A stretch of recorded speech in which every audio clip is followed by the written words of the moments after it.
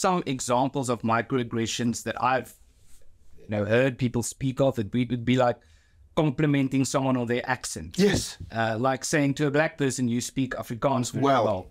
That's a microaggression. Or an incident that happened also at a high school years is telling someone that they have to cut their hair. Yes. And so things like this, or greeting someone in a particular way that evidently wasn't the appropriate way to do so.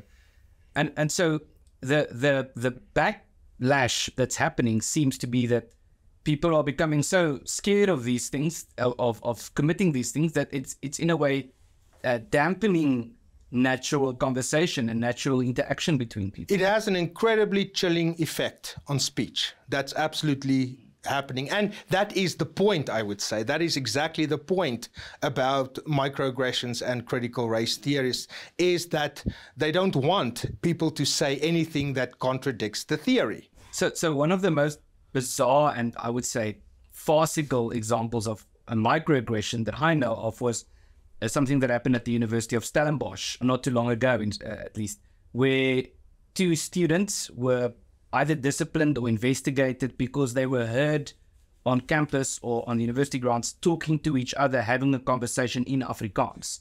And they are both Afrikaans speaking. And so the claim was the fact that these two Afrikaans speaking students were speaking to each other in Afrikaans is a microaggression to the people in their vicinity for hearing the language Afrikaans, which is completely bizarre, but that just shows how farcical this has become. Absolutely. And another microaggression is what is called in the US the myth of meritocracy. So making a statement such as the best person should get the job, or anyone can succeed in this society if they work hard, that's a microaggression.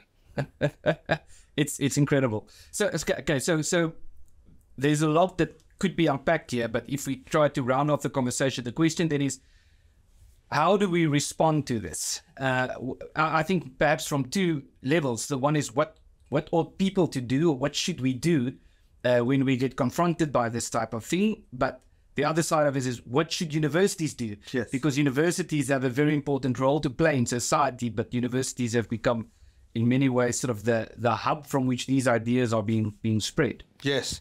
Well, what we can do as a society, if you like or love freedom, you should oppose critical race theory. And the only thing we can do is speak out against it. And we have to speak out against it very vociferously, because this is a pernicious ideology that can have dire consequences for our society. And if you say something critical about critical race theory, the expectation is that you will be branded a racist. But they view you as a racist anyway for the mere fact that you're a white person. So we can start. I'll take that. I'll take the slur, and then I'll say what I want in any event, because you will be branded a racist no matter what you say.